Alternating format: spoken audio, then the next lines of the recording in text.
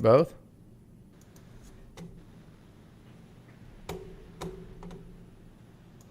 Welcome to Dodgers Dogs. As part of the Dodgers Native Network, Casey Porter here, joined by Mark Watkins on a beautiful, what is this, Tuesday afternoon? None of the teams in the affiliates played yesterday. None of the minor leagues.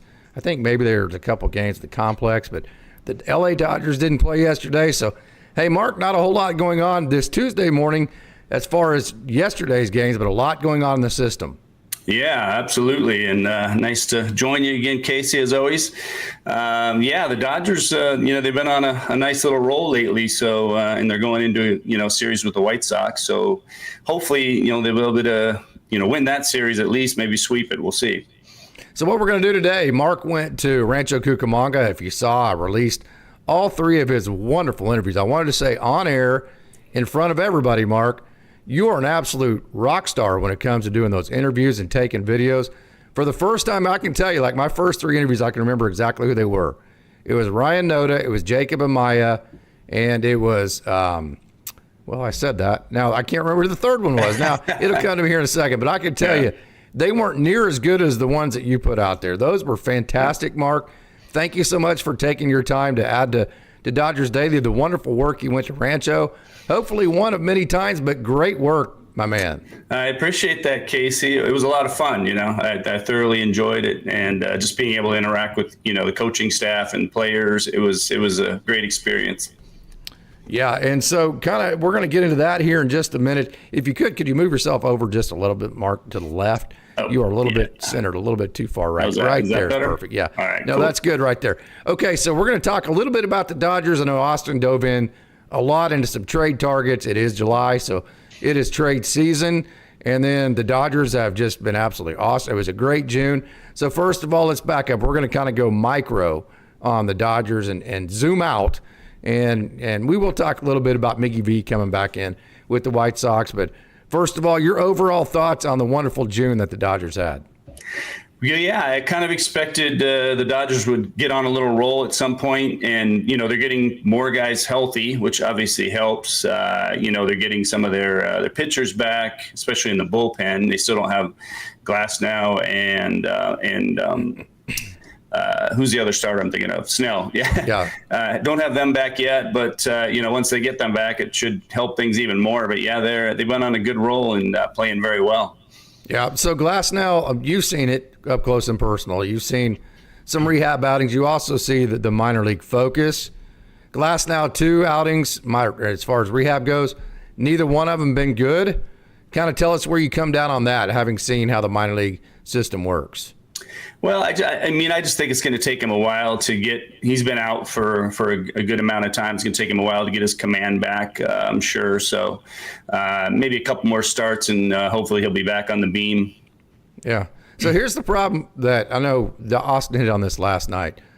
If you get Blake Snell back, and let's say it's after the trade deadline, you don't know what you're going to get out of him.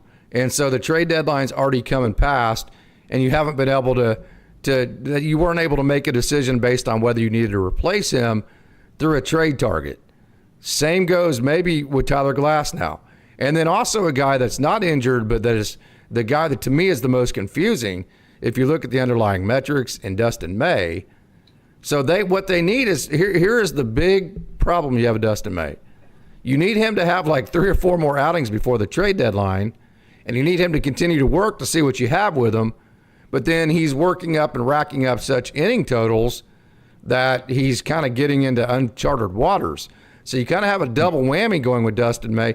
At the time where you need more innings and more starts to see what you have, you need to be ramping him back down. So how do we view this with Dustin May? Yeah, that is a tough situation. They obviously need May to pitch better than he has. He's been pretty inconsistent overall, and as you said, they do want to get a better look at him before the trade deadline to see exactly what they need. And it makes it tough because they have so many starting pitchers, but not all of them are available. So I think that does create a problem with the trading deadline. I know they're looking at I heard they're looking at Alcantara from the Marlins, which would be a great pickup. But how many pitchers do you add? And then when the other guys come back, who's going to be on the roster, right? Yeah, so right now, Jack Dreyer, Ben Kasparius, Dustin May, Guys like that. Those will be the guys that'll be interesting to watch. Mark, good afternoon. Mark's already chimed in on a great job with the Rancho interviews. I know you had a lot of fun. We're going to get it. So we're going to have some just kind of coffee shop Dodgers talk. It's not going to be real deep. It's going to be on a very micro level. But then we are really going to deep dive into the Rancho Cucamonga Quakes, your trip to Rancho. I know we have a whole bunch of great video. We've already released the interviews. We're going to kind of let you set the scene as to how John Shoemaker runs the ship there. We're going to get into some more Down on the Talk Farm with all the affiliates. So we have a huge Down on the Farm segment today. So really what this is going to be mostly about is the Down on the Farm segment, because there wasn't a game yesterday. We've talked a lot about the different scenarios with the Dodgers. So you need 4 starters to start the playoffs. Who would they be for you right now, Mark? Are you talking about the guys that are just healthy, or wishful thinking guys? If you had to start tomorrow. Yeah. Well, obviously Yamamoto would be one of them. Out of the guys that are healthy, I think Kershaw would have to be in there the way he's been pitching lately. And I mean, it's really tough to say at this point. Robleski and Sheehan have both pitched well lately, when they were called up. So, but I think at this point, with the guys they'd have healthy, you would probably have to put Dustin May in there also. So you would have Yamamoto, May, Kershaw, and then who else? Probably, I would say Robleski, based on the way he's pitched. Yeah, which, it's not ideal, but. Well, I mean, if you look at his results, they are lately, but to spend $1 billion, is that the starting rotation you want to have going into the playoffs? That's kind of the point, right? Yeah, I mean, absolutely not. So the game here that nobody knows the answer to, okay? Mm-hmm. Of course, the Dodgers have a lot more information on all this stuff than we do, but at this point, there's no way you can give an answer as to how do you figure out the Dustin May situation. You really need to be ramping down innings as far as his arm and his health and probably his production down the stretch so he doesn't wear down. But at the same time, you still need a big evaluation period. The Dodgers, I don't think, can figure out that. Justin Robleski, is he a guy that you want to just throw out there in a game 4 of a playoff series that you have to win? No matter how good he's been, he still hasn't done that yet, right? And then you look at Yamamoto and then Clayton Kershaw. Right. I'm going to say it. I mean, I'm going to get struck by lightning, but he hasn't been good in the playoffs in the most recent years. So after $1 billion, is that the playoff? Is that the playoff rotation that you trust? Well, definitely not. And I forgot to mention Shohei Ohtani. Obviously, he would be in the rotation. But how long does he go? There's another question. That's the thing. Right? I mean, if it started today, how many innings could he really give you? Maybe 2 or 3. So, but hopefully he'll be ramped up and healthy by the end of the season. That's. I mean, the trading deadline, it makes it tricky, as we talked about, because you just don't know. What you have exactly, who's going to be healthy, if Snell and Glasnow are both going to come back and be healthy. Looks like Sasaki's out for the year now, so it doesn't look like he's going to be an option. I warned fans of that. I knew that one was coming. There was something beforehand on that. So the best case scenario is Dustin May starts just lighting it up like he's capable. Tyler Glasnow gets healthy. You get him before the trade deadline.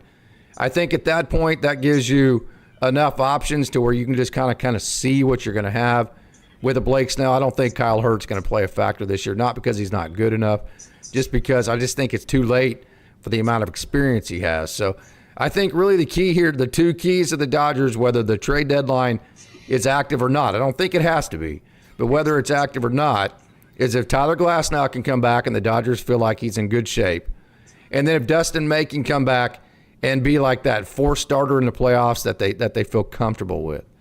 Right. Would you agree with any of that, or is that a little bit too tinfoil for you? I mean, I would agree. I personally don't have a lot of confidence in May. It's hard to have confidence in him at this point. I mean, we hope that he turns it around, but I just hope that he is not. They don't have to rely on him to be a starter in the playoffs and have him pitching as he is right now. If he does improve, obviously, as the year goes along, that'd be great. But hopefully they won't have to rely on that.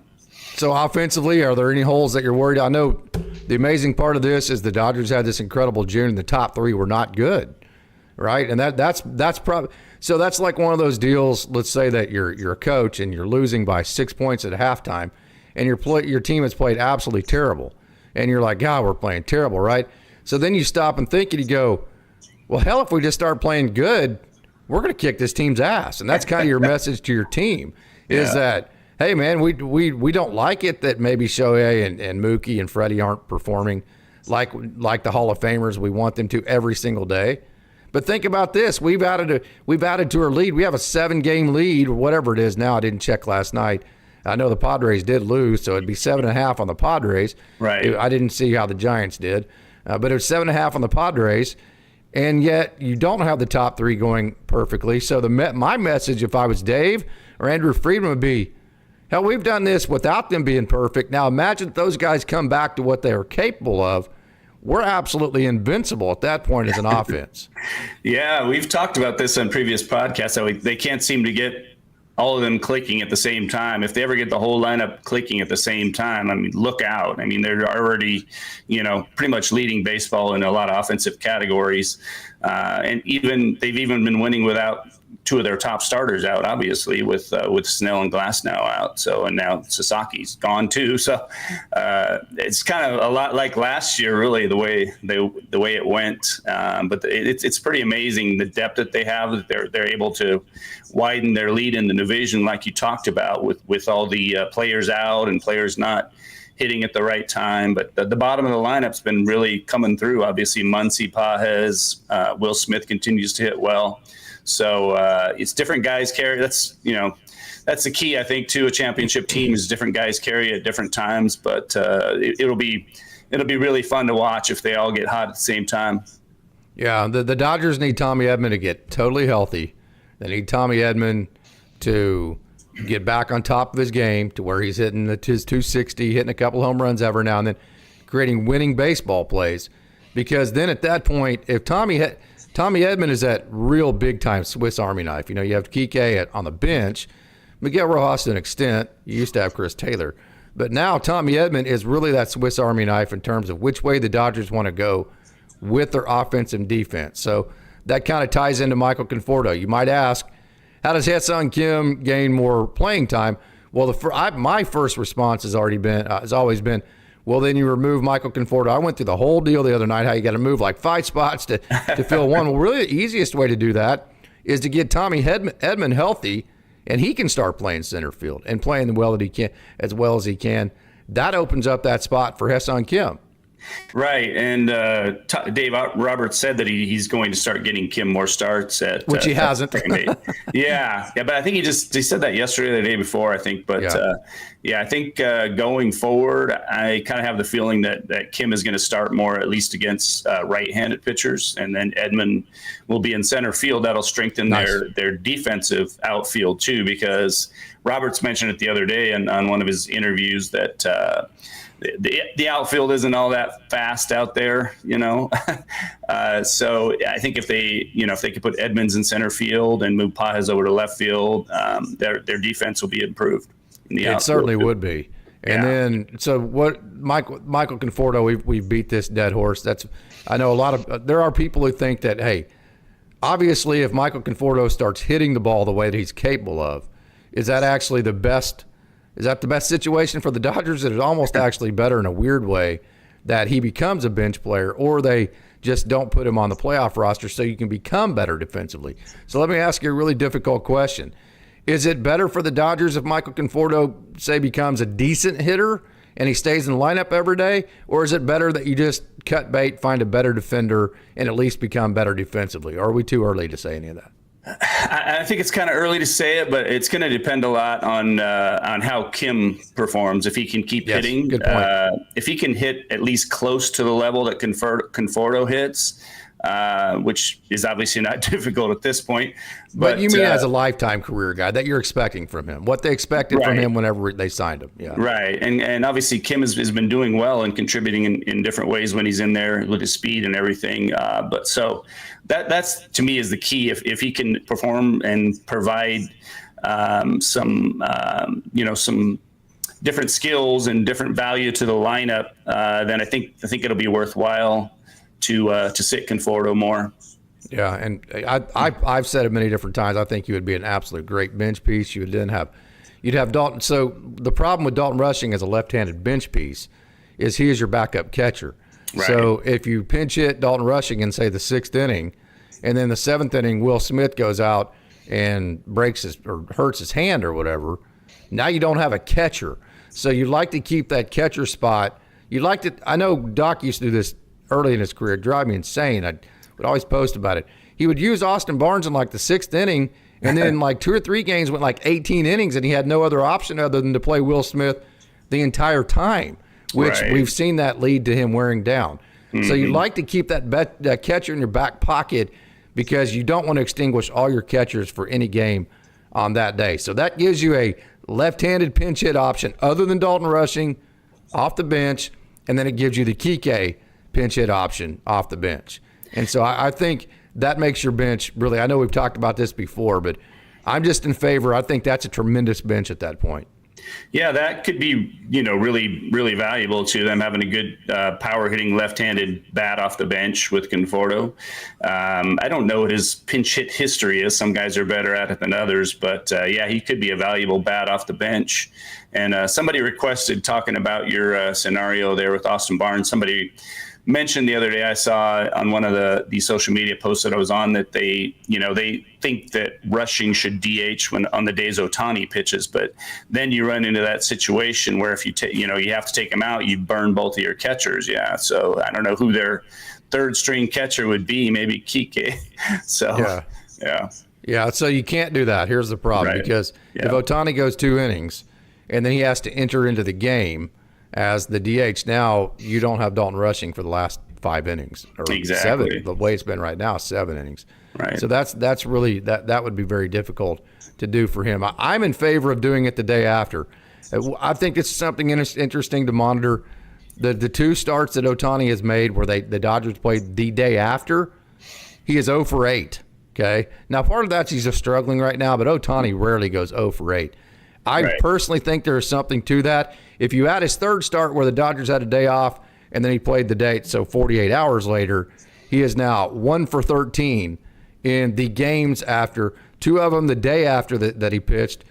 The 3 combined are the games after that he pitched. 1 for 15 combined, 0 for 8 the day after that he pitched. So Ohtani's a unicorn. He's a GOAT. He can do things that nobody else can. But so far, it's been a little bit too much for him. I agree. And also, I saw that on the days that he has pitched, he's been 0 for in his leadoff spot, too. And it's a lot to ask to a guy to, pitch and then come up and hit leadoff, too. I mean, it's not high school anymore. So, I think there could be something to that. So you're saying the day of him pitching, I did not do this research, the day that he has pitched, he's 0 for 2? Yeah, I heard one of the announcers mention 0 for 3, I believe. One of the announcers mention that the other day, which obviously it's not a big sample size, but it could be a tough situation for him to pitch and then come in and bat leadoff too. Would you have any confidence in Conforto if he came off the bench as a pinch hitter? If we have a question, we have a statement here from O'Donnell Boy. Well, would that inspire confidence in you, or would you be like, okay, they're finding a good matchup, let's go? Yeah. Well, like I said, it would be interesting to look up his history as a pinch hitter and see how he's done. I'll have to do that before our next podcast. But I can't say that I have a lot of confidence in him right now just because of the overall way he's been hitting all year. But he is a veteran, so that does help. I think it's easier for veterans to do than young players.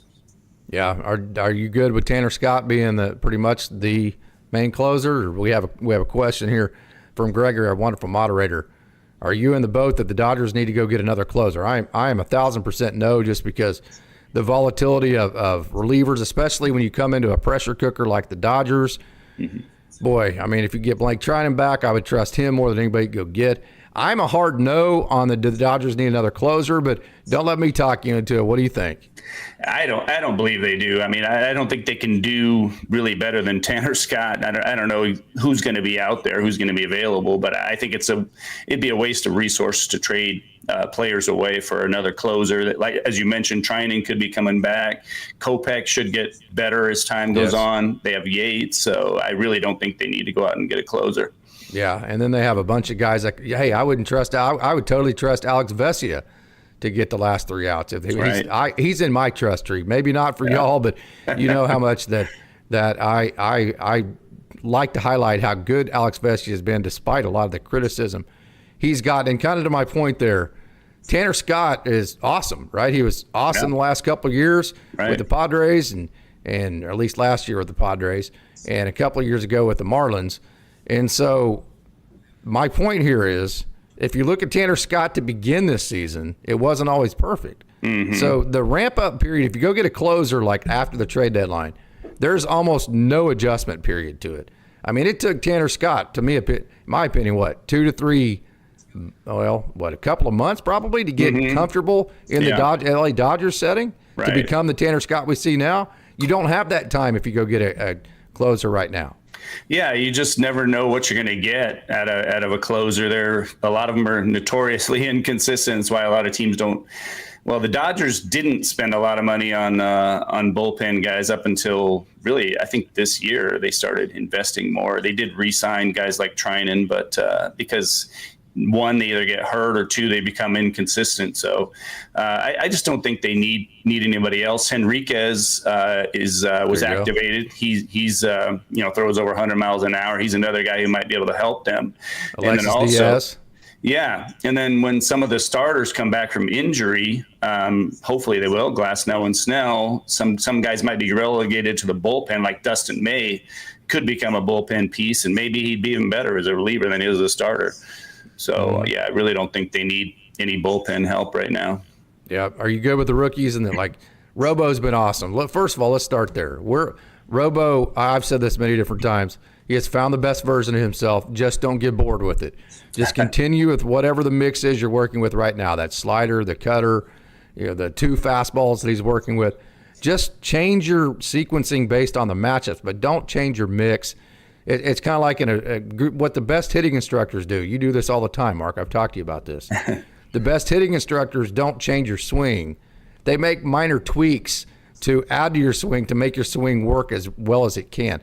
So from this point out, it's not about changing for Robleski. It's about tweaking the game plan based on just the sequencing to the opponent. But where are you at with Justin Robleski? Where's he at in your trust tree? He's been fantastic. I mean, it's hard to fault him at this point. The way he's been pitching, he's great. He's definitely stepping up in on my confidence level. I would say I have a fair amount of confidence in him. So I think that he's going to be a valuable piece for them in the second half. So would you trust him? Like if the playoffs started tomorrow, would you trust him for Game 4 of a playoff series, or are you going to do what they did to Landon Knack last year and throw a bullpen game? I'd feel pretty comfortable with him as a 4-starter in the playoffs at this point. I mean, it's early, so ideally you'd want to give him at least a few more starts to see what he can do. But him and Emmett Sheehan's looking great. He threw six perfect innings the other night in the playoffs. And obviously his start with the Dodgers was very good. And then Kasparius, I mean, he did have a rough outing the other day, but he's been really solid all year, and he's a guy that you could even start in a game, even in a playoff game, I would say. So the Dodgers, if they go shop a left fielder, do they go big and give up a bunch of prospects, or do they just go get a guy that's maybe league average, that's a good defender that just solidifies things? I think it depends on who's available and what they're asking, but I don't think they need like a superstar unless, obviously if one's available at the right price, why not? Yeah. But I think they probably get more of a league average kind of guy if they go out and do that. Yeah. Kyle Tucker would look nice in Dodger blue, no doubt about it. He is a great player. Absolutely. But if you go get a starting pitcher, I think you're looking for a top-end starting pitcher.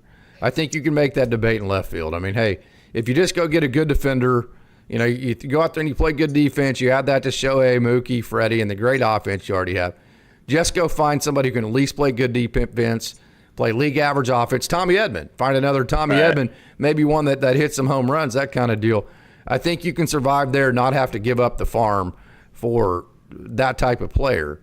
But if you go get a starter, I don't see any reason to go get a starter unless you're going to get like an ace-type level starter, like a Sandy Alcantara, that type of deal. So if you do that, you're going to be giving up a lot at the trade deadline. So we're going to talk about the farm here in a minute. What farm pieces are you willing to whether it be not even farm pieces, maybe an adult and rushing, which guys are you comfortable with with letting loose of to go get that starter? Yeah, that's a tough question because, I mean, they have some guys down there. I'm always like hesitant to trade away young talent. Much more hesitant than the other Dodgers people. definitely are. Yeah, but they have DePaulas. I hear Hope. I really wouldn't want to trade either of those guys, not even rushing. But so maybe, who are you going to get? I mean, the first three guys are going to be, of course, Jackson Ferris hasn't had as great of a year, so he might not be as high on the list. Right. But the first three guys are going to be, hey, we want Dalton Rushing. Hey, we want Zaire Hope. Hey, we want Josue DePaula. Right. So if you're a hard no on those guys, then what? I mean, as I know, as fans, we want I want Sandy Alcantara, but I don't want to give up those three. So but that's not going to happen. So what you're trying to say, I mean, how do you reconcile that? It really depends on the overall package. I think maybe if they had to give up one of those guys to get him, it might be worthwhile. Definitely not two or three of them. And maybe they can get away with giving up some lower level guys that look really good. I mean, Eduardo Quintero is another one that I would hate to give up, but he's a name that I'm sure will be asked for from other teams. So here's Dodger Z Showtime fans. Great comment here. Trading Bobby Miller and Landon Knack. Here's my problem with that is that if you trade Bobby Miller and Landon Knack at this point, you're not going to get the type of pitcher that you're going. So why go get a pitcher if he's like a fifth starter? You already had a million of those type. You already have Dustin May. You already have Justin Robleski. You already have Ben Kasparius. You already have Emmett Sheehan that's going to come up at the end of the year. You don't need that guy. You need the guy that you can trust that can go take the ball in game one if you need to, and him be a 1-1-8 Yamamoto. You're just not going to get that guy for right now, a Bobby Miller and a Landon Knack. That's the problem you have is that we need the front office is going to have to make their mind up. Either we want they start in a front end starter, and we're willing to give up some pieces that are going to hurt, or we're not willing to give up pieces that are going to hurt, and we just got to rely on what we have in house, which is great if you get the healthy guys back. Yeah, and maybe Robleski or Sheehan could be in a trade, possibly. But I agree with you. I don't think they should go out and just get like an average starter because they have a lot of guys that can be that guy, like Robleski, like Sheehan, like Knack, any Kasparius, those guys. So unless it's a big upgrade over what they have, like Alcantara, I don't think it'd be worthwhile to even do a trade like that. Mm-hmm. So the problem, we have a comment here from Gregory. How about Rushing and Ward?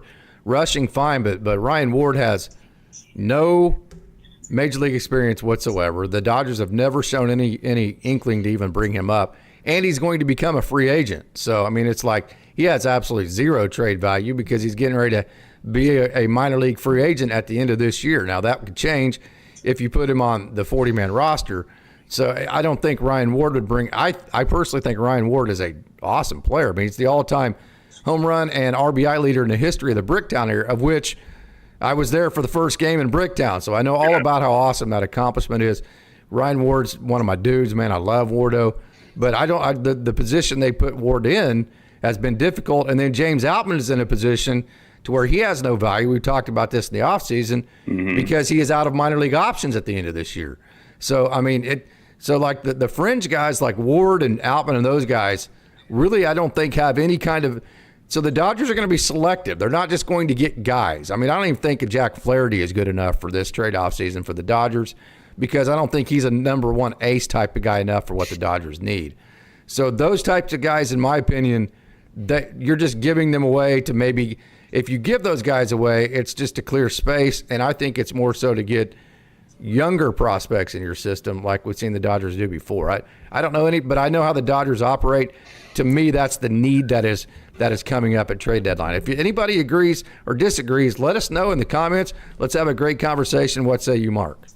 I agree with you. Ryan Ward, he's a guy who has really good power. He's a good hitter, but he's not a highly rated prospect, and I don't know where he fits defensively on a team because I don't think he's strong defensively at any position. So, I hope he comes up and has a great career with some team. I suspect that won't be with the Dodgers. Yeah. But, he's not a highly rated prospect that other teams would covet in a trade for a major piece, like Sandy Alcantara. So let's hit the lightning rod here, and we're going to get a million comments on this. This is why every time I post, I don't just post every time he has a good game anymore, because it just turns into a really just kind of a really difficult line of comments afterwards, which, hey, that's fine. But would you be okay with, say, the great defense of James Outman coming up and playing left field, and just whatever you get offensively as a bonus, kind of like sometimes you do your point guard? Hey, just play the point guard role. If we get 2 points out of you, fine. If we get any offense out of you, James Outman, fine, go play elite level defense in the outfield, hit a couple of home runs. Would you be okay with settling from that perspective, or is there just way too much uncertainty for you to go there? Yeah, I don't think I would want to go there. I just like a lineup better of having Kim at second base, Edman in center field, Pages in left, and Teoscar in right. I think that's the best option at this point. Outman, I mean, he's another guy who hope he can put it all together and come up and hit at some point, but it's hard to have confidence in that right now. I'm going to circle back around this. Are my concerns over just the workload of Shohei Ohtani, both pitching and hitting? Am I out in the weeds there, or did the stats? I mean, the stats back me up, but is that just coincidence because it's the game of baseball and you go through ebbs and flows, and this is just an ebb and flow of Shohei Ohtani? Or let's address this again. Or is that real at this point, at least something he has to work through? Yeah, I think it's kind of an adjustment period for him, because he was successful doing that with the Angels. So I think he'll figure it out, and he's just not used to doing both again. So I think he just needs to get in the right flow and rhythm, and he'll come around. I believe, and be able to contribute in both ways. Were you concerned at all about Freddie Freeman? No, I mean, unless there's something physically wrong, which I don't believe there is. He's just going through a rough streak right now. I'm sure. I mean, he had a good game the other day. Yeah, I think he's coming back out of his slump, and yeah, I don't really have much concern about him at all. Yeah, I'm more concerned about Mookie, honestly, right now. Yeah. What concerns you the most about him? I've given my thoughts on him a million different times. Yeah, I know. We talked about whether him playing shortstop is affecting his offense, and I hope that's not the case. He's played a really solid shortstop, well above average, but you have to wonder if that is affecting his offense. And somebody suggested David Vassay on one of the post-game shows. He was saying that he hopes that Mookie doesn't get elected to the All-Star game, because he feels like the break could do him well, just to sit and get some rest, spend some family time, relax, whatever, and maybe get back into the right frame of mind to where he can come back and do more offensively. Here, let me just kind of play my tinfoil hat, because I love these kind of just roster building and just playing every different, because as a coach or manager, you play.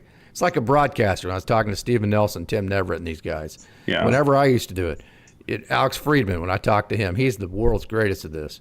So you go prepared with way more information for your broadcast than you'll ever use. Matter of fact, they probably won't use 30% of what they prepared for each game. That's how much it goes into it. Right. And so that's what managers do. They put probably 70% of situations together that will never happen, but they have them in their back pocket just in case they might, right? So whenever I throw out these like conspiracy type theories, it's not because I'm trying to get out in the weeds. It's just because as a manager and a coach, your mind goes to the place to where you want to think about every possible scenario, both good and bad, and you don't want to be caught with your pants down. You want to have an answer for every scenario. Right. So here's a couple things with Ohtani that, if it gets down to it, it could, to me, in my opinion, solve all the issues that were talked about on this show. First of all it's very difficult to pitch an inning, come sit, not even go in the dugout, go lead off, that kind of thing. That's tough. We've talked about the offense, both on the days that he's playing and the day after. That's tough. Okay, so here's kind of maybe one plausible scenario.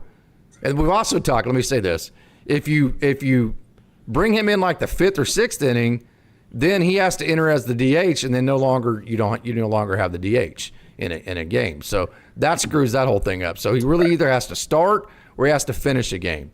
So let's say that you don't worry about ramping Shohei Ohtani up to being starter level, and instead you just bring him in as as your closer. He becomes like a quasi-closer, maybe an 8th and 9th inning closer, knowing that he's coming in the end of the game. That gives him his entire preparation before the game, offensively and defensively, and it allows him to make the last out instead of the first out, which may give you the best case scenario of all scenarios. Again, that's another one of that is out there, but it's a plausible scenario that I think is worth at least thinking of. Yeah, I mean, it's an interesting thought. I feel like, especially at this point, it would put a little too much pressure on Ohtani, to come in and really go max effort. I think him starting is better at this point. So maybe somewhere down the line they could possibly consider that, bringing him in as closer. But it concerns me a little bit because there's that extra pressure on a closer to really, go max effort. And I really worry about him getting re-injured. So I like him starting at this point. I mean, I wonder if maybe they can move him down in the lineup so he wouldn't have to bat leadoff on days he starts. Good point. Move Mookie Betts up there. That's a point that we have here from Trish right here. Actually, Dodgers Z Showtime fan. What a great point. If you move that could solve two issues in one. Sometimes if you just move a player in the order of the lineup, it just gives them a different clean look and it can get them out of a funk. So maybe you could do that with Mookie Betts and then also get Shohei Ohtani in a position in the lineup that at least gets him back in the dugout, lets him get a drink, lets him get his batting gloves on properly, look at the scouting report, that kind of thing. So I think that's something you're on to really good there, right, Marcus? Maybe the days that he pitches, maybe Mookie becomes a leadoff guy.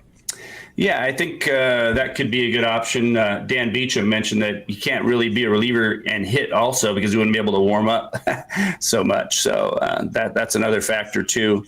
But yeah, I think I like him starting at this point and slowly ramping up to pitch more innings. Yeah. Jay also has a great comment here. He likes Outman as the last guy off the bench in the playoffs. You can use him like a Kevin Kiermaier type, which we saw Kevin Kiermaier was very valuable last year. Right. I mean, that could be a possibility, but who would he replace, on the roster? I think Esteury Ruiz is a guy that could fill that role potentially in the playoffs because he has blazing speed, so they could use him as a pinch runner, stolen base guy that they could bring in to steal a base if they have to.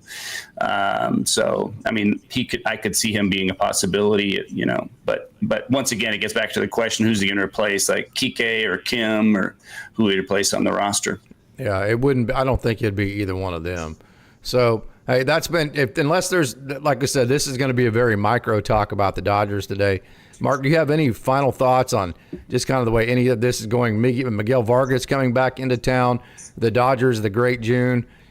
Beyond that, we're going to get into our wonderful Down the Farm. We're going to talk about your whole entire trip to Rancho, get into all the videos that you took, kind of let you set the experience of what it's like being in the dugout of Rancho. But beyond that, let's put a button up on our champagne talk. And if you have any, as we do this, we're going to be monitoring the chat. If you have any more chat about what you want to talk about with the Dodgers, we will definitely skip in and out between conversations and topics. But what are your final thoughts here on Dodgers talk?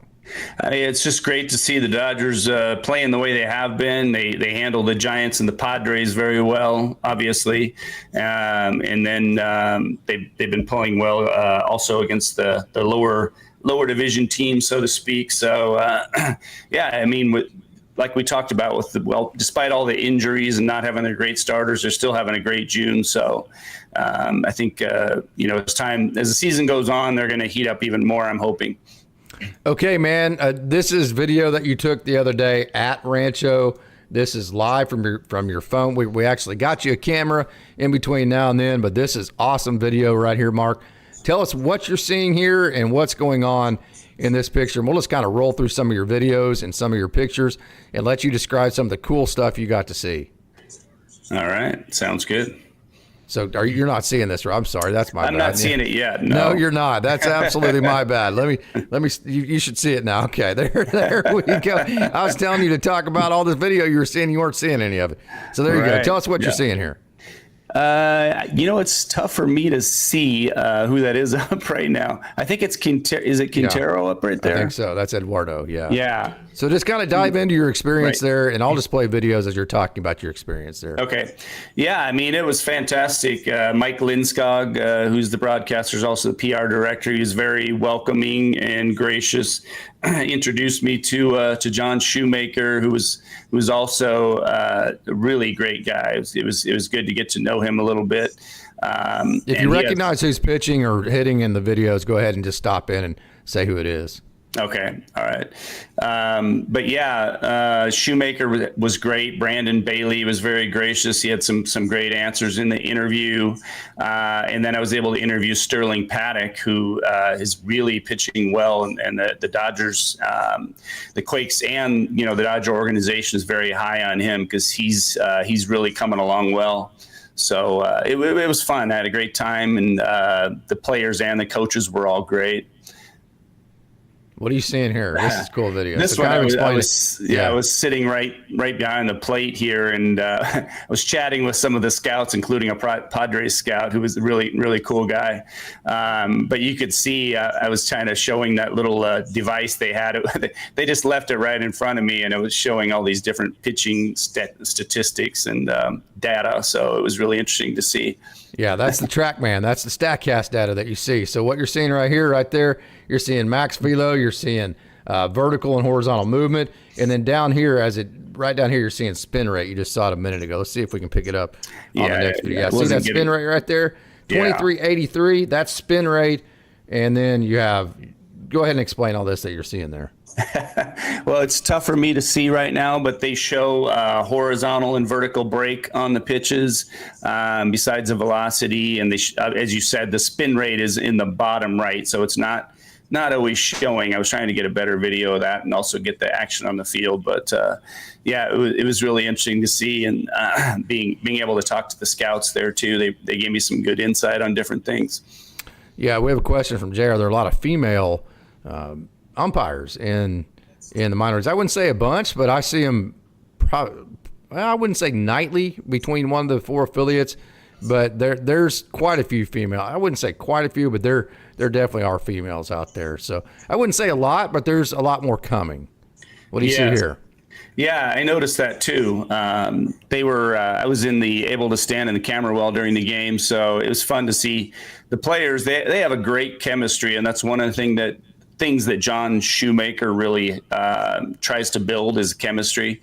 But they have a great group of guys, and one of the things that Brandon Bailey mentioned was they have a lot of really high character guys, and the Dodgers they really try to focus on high character guys, and the Quakes are, I think, the youngest team in the California League. Mm-hmm. But yet he said they're very mature. They show up on time. They do what they're supposed to do. You don't have to tell them things twice. So they have some great players on that team and a great chemistry. Wow. What were you in the dugout right here, or were you in the camera well? I was in the camera well here, which is basically in the dugout. So yeah. Was there anybody else with there? Was Tim Rogers there? Anybody? No, just a couple other camera guys. Yeah. Yeah. Cool. Yeah. They had I believe his name is John Alexander, if I'm not mistaken, the gentleman who was standing there on that last one you showed. Yeah. He's kind of their roving pitching instructor. So. Oh, really? John Alexander? Okay. Yeah. Cool. So I was able to talk to him a little bit. Didn't get to interview him fully, unfortunately, but yeah, he travels around to different levels. So the way that works is they have their pitching coaches and their hitting coaches, their managers on site that coach each level. But then they have roving instructors that come around, and like if Jackson Ferris is pitching that night and he's struggling, the roving pitching instructor will come and work with him, and they will move all around to the different affiliates just to see how things are going and to work with different people. Those, as you said, are called rove. There's Samuel Munoz that we just saw a minute ago. That's the same hitter that we saw in the side video, but from behind. Samuel Munoz has that sweet left-handed stroke. So that's cool that you mentioned the roving instructors there. Yeah. And so continue on with what you saw here at Rancho, Mark. Yeah, I also got to meet Charlie Huff, by the way. He was there. I almost didn't recognize him, but yeah. So cool. That was fun getting to meet him too. Obviously he was a great Dodger. yeah, it was a great view here. Obviously, trying to remember who was pitching at this point, but I can't make him out right now, unfortunately. That looks like Connor Godwin to me. Is it Oduber maybe on that one? I'm trying to remember. I should have had it. Yeah, it may be. I never get to see video this crisp of these guys. So if it was anybody, if it was Tulsa, Oklahoma City, I'd be able to tell. But we've got you. Yeah, we got you a camera so we can zoom into them quite a bit. We got that 10 times optical zoom, which would be nice. So we can get these zoomed out photos, videos, which are awesome.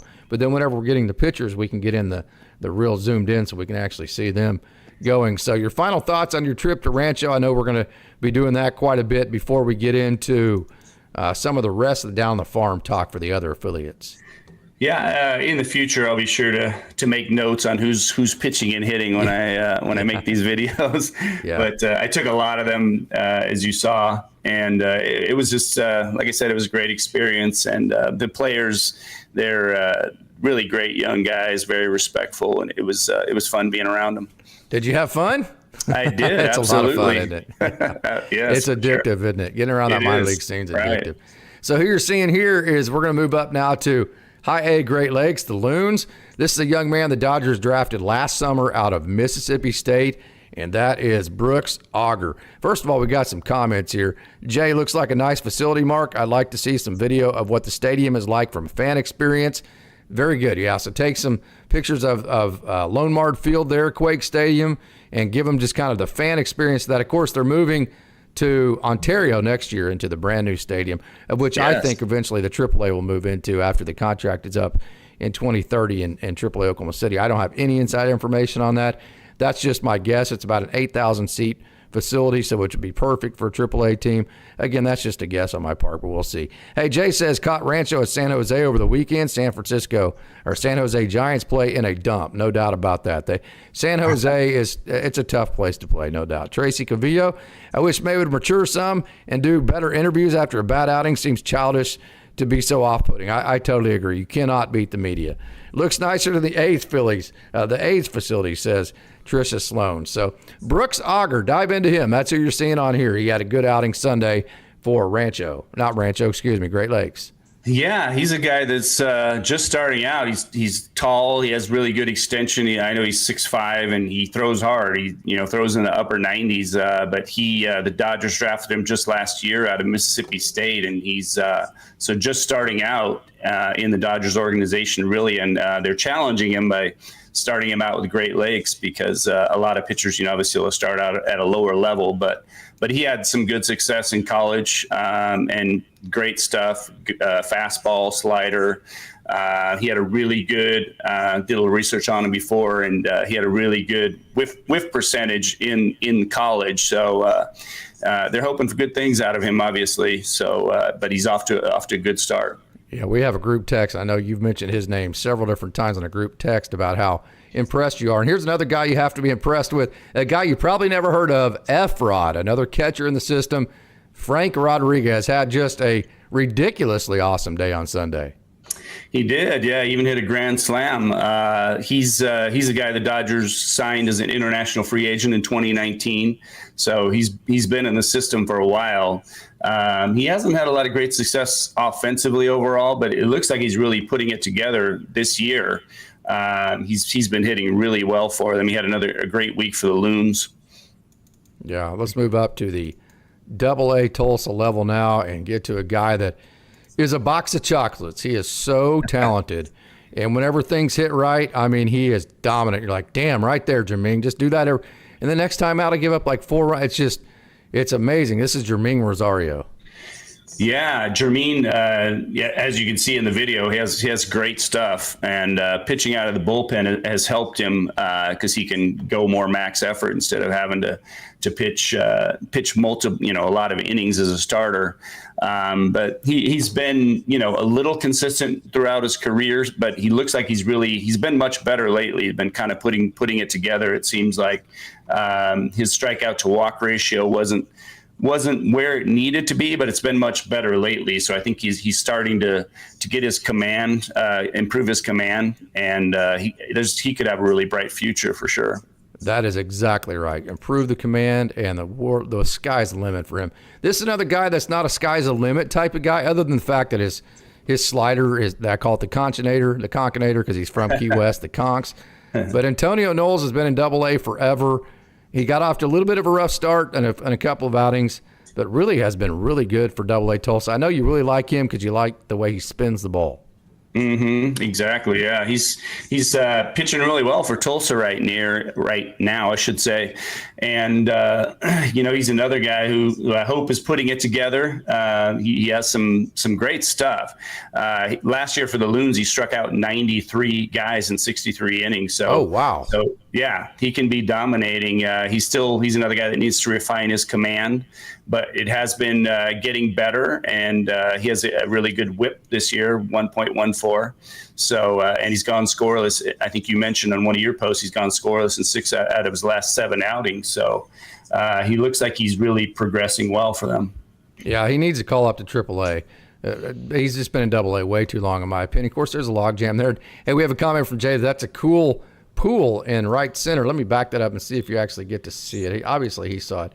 If you can see it, but they have actually. It's not a pool. It's a lazy river behind right field, so you can go and float the lazy river and watch baseball all at the same time there at Round Rock in Frisco. And it's really cool because the Rough Riders name is named after, obviously, the Rough Riders that were led by Teddy Roosevelt back in the Spanish-American War in the early 1900s, early 20th century.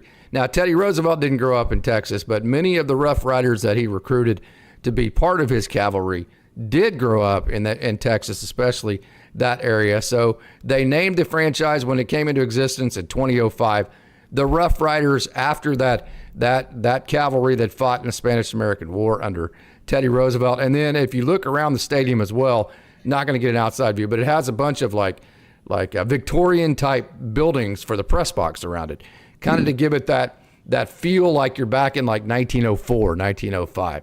So that Rough Rider Stadium is cool. Have you ever seen that on video, Mark? I haven't, but that's a great history of them, and that's a great. I love their name, and then the background on that. Yeah, 100%. So the next guy we're going to go to, one of my favorite that I got to talk to in the off season. Hey, look at that. Okay, so what's going on here? This is Patrick Cope, or this is Patrick Copen's last outing. We have a comment about him. Patrick Copen walked 5 guys and still in 3 innings and still didn't give up a run. Partly because after he gave up a leadoff walk, Griffin Lockwood Powell did this. So now you had, and then the next guy that guy at the plate got a hit too. So instead of having 2 guys on, nobody on, Griffin Lockwood Powell threw out a runner. So you had 1 guy on and 1 out. And then he worked through a hit, another walk, and then got out of that. And so Lockwood Powell was big on the defensive side. Then he also had an absolutely huge day as well. And I wanted to say, well, I'll let you get into him. But Griffin Lockwood Powell, another under-the-radar guy that's been a great system player. Right. He's been in the organization for a while too. He's 27 now, so he's not a young guy, but he has some pop, and he has a 391 on-base percentage for Tulsa so far this year. So he knows how to get on base, he knows how to hit, and as you saw, he has some good defensive ability too. So it's good to have those guys in the organization for catching depth, guys like him. He is such a great dude, too. I mean, his process is just absolutely amazing. If you ever watch him at all, get close to him, get to talk to him, you end up rooting for him, no doubt about it. Another guy I got to meet the other day, I had no idea how big he was and just how big time of a presence that Noah Miller has. This dude has a big time presence. Yeah, Noah Miller, I read some comments about him, and some people in the organization believe that he has Golden Glove potential in the major leagues. He's a defensive whiz.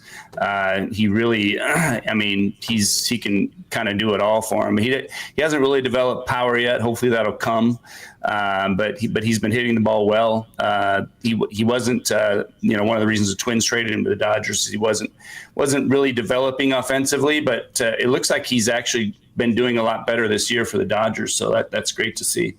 It absolutely is. And then last guy, we're not the last guy. We're going to get to a couple of guys here that eventually could help the big club. We wanted to cover Matt Sauer. If I can get I'm having to do everything left-handed. I have an angiogram yesterday, so I cannot use my right hand whatsoever. So I'm literally having to do all of the typing and all of the setting up the show up and try to click all these videos and get back and forth between that and my notes, all with my left hand. So this is about the most talented show that I've ever had to put on. But I like to see that playing injured there, you know.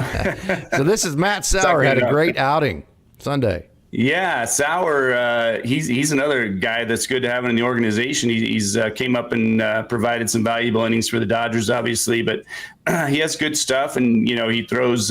He has good command of his pitches, which obviously helps a lot. So he's been pitching well for down in the minor leagues for him. Absolutely has. So he's had what, 2 starts since? Isn't that what you said? 2 starts.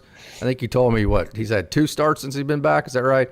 I believe so. Yeah. And in those 2 starts, he's posted 12.61 innings. So that's big time. And he's given up just 3 runs. So Matt Sauer has done really, really well. So here is not the last guy. If there's anybody in the chat that wants to talk about somebody else, and I'm going to give you the open forum as far as when we get done with our guys that we had actually on the show notes today. This is Emmett Sheehan, though. Emmett Sheehan, where does he factor in?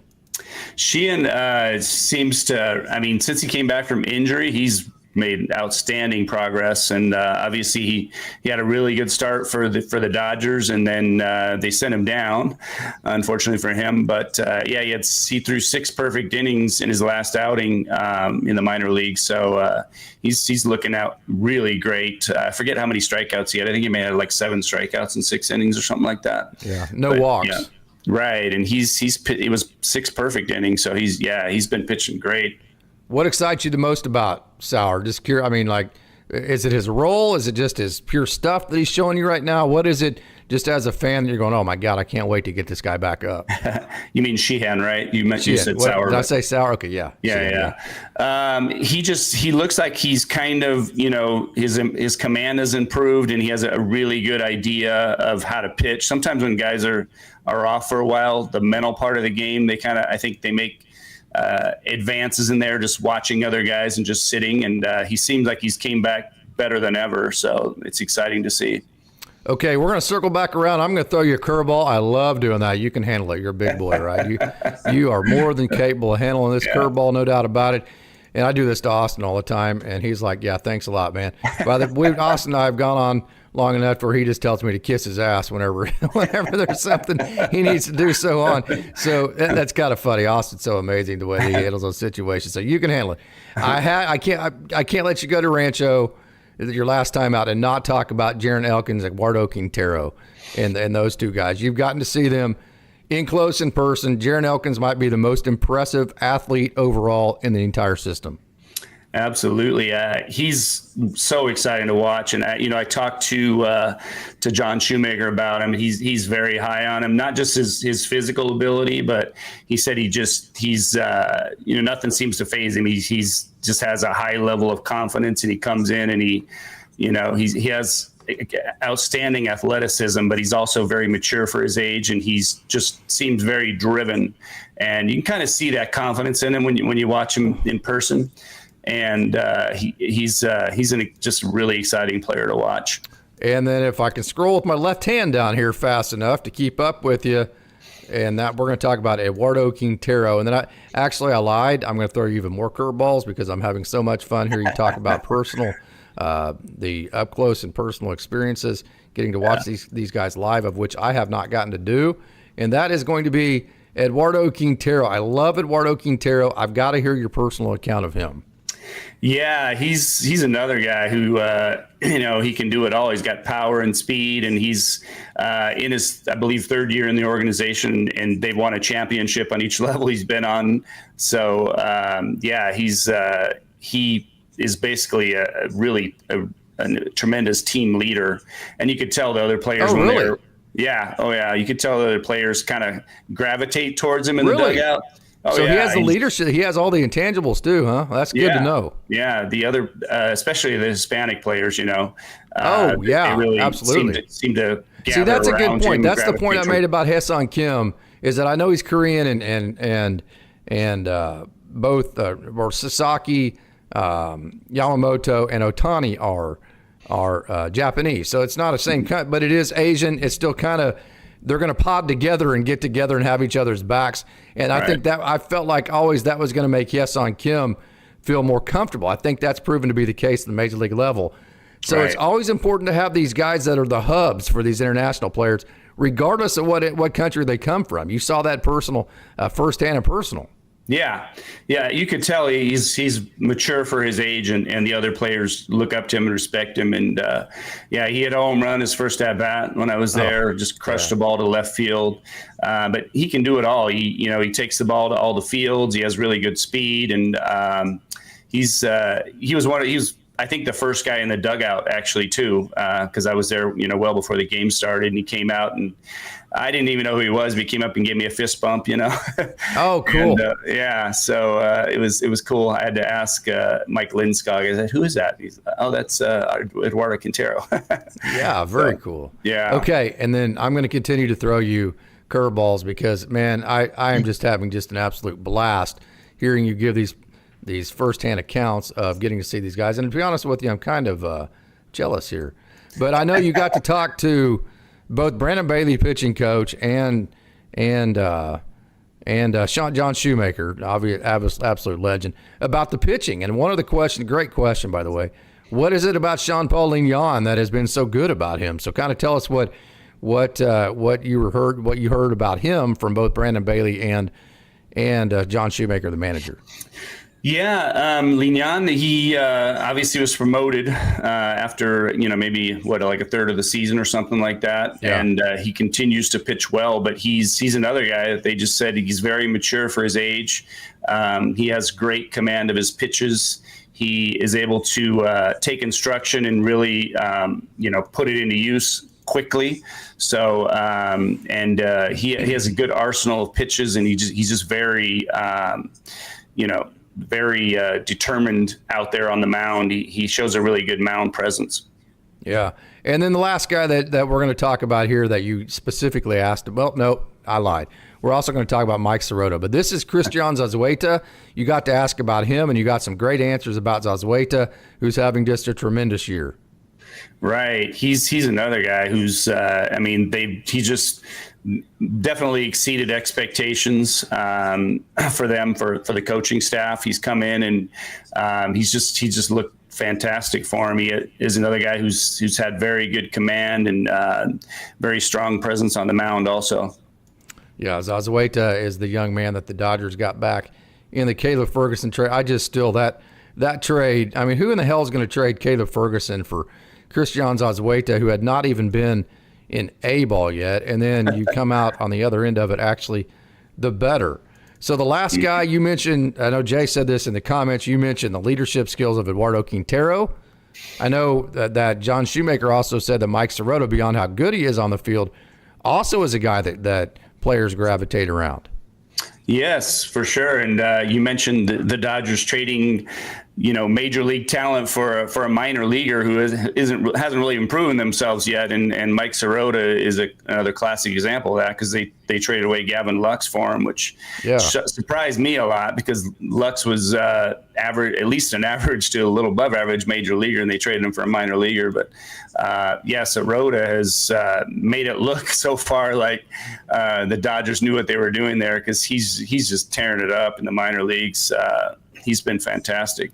Okay, I lied one last time. This is the guy that you got to see right here. You got to meet him the other day. You know who this is, Mike? Can you tell by the faraway video? Is that Elijah? Oh, no, wait. I thought that's Elijah Hainline. Okay, and that's tripping you up. You know why? Because that's video of Oklahoma City. Oh, so the reason why I'm doing that is you got to see Elijah Hainline in Rancho, and about 3 days later, he got sent to AAA Oklahoma City, because that's when Alex Freeland went down, which the injury to Freeland's a thumb, no big deal. It's not long-term, so no worries there. So you got to see, and by the way, Elijah Hainline had 2 big hits on Sunday. He hit 3 balls over 100 miles an hour. He hit one almost of 105. So just kind of give your impressions of what you saw from Elijah Hainline, who is now temporarily with AAA Oklahoma City, when you got to see him at Rancho. Right, and he was just drafted last year, I believe. Yeah, so he's and he's already up in AAA at this time, at least. Most likely, I think they'll send him back down. But But he's a guy. He's a great kid. Like I got to meet him, and he was very friendly, and he looks very mature, and like nothing seems to faze him either. Like he's ready. He looks like he's excellent defensively. He made a couple good plays defensively. Super quick feet and good mechanics out there. And he's not a big guy. I think he's 5'10", but he generates some good bat speed, and he's got some pop in his bat, and obviously very good speed too. Okay, let's button this thing up as we bring it back here. First of all, biggest concerns. Let's tie that into biggest trade targets for you. Well, I think probably the starting pitching is the biggest concern at this point for me, just trying to figure out who's going to be healthy for him. But as you mentioned, unless they can get a top end starter, I don't think it's worth trading for a middle of the road starter, an average starter. So, but that's the biggest concern, and just trying to figure out who's going to be healthy and what they're going to need towards the end of the season. Okay, Mark, any final thoughts before we get out of here? I'm with you. I don't think the Dodgers need anything at this point other than if they go do anything, just get a 1-1A pitcher, and it's gonna be expensive, which I never hesitate on because I want to see these guys have the best chance to make a major league roster somewhere else. I don't want them stuck in AAA Oklahoma City. So let's put a button on this, Mark. What a wonderful job you did. Thank you so much for your coverage again. For going to Rancho. Hopefully this is something that you want to continue doing, and you continue going to as many games that you want to, and then hopefully as we do that, we'll get you into the Dodgers games whenever you feel like you can go to those too. Yeah, that would I be think awesome. we're going to get that done. So thanks a lot again. Any final thoughts on your trip to Rancho you wanted to get in there? Thanks, Casey. I'm anxious to go back and see some more games and interview some of the players. It was a fantastic experience. They have a great team and a great coaching staff there. John Shoemaker is such a classy guy. You could tell everybody loves him, on the team that I talked to. And Mike Lindskog was great, very gracious. So it was just a great experience. Okay, Mark. Thanks a lot, man. Appreciate it. Great job, man. All right. Thanks, Casey. Hey, all you Dodgers dogs, you're the absolute best out there. Thank you so much for tuning in. This is 100% the best baseball crowd on earth, no doubt about it. Not the biggest, but absolutely the best. And as always, just another reminder, it's a great day to be a Dodger.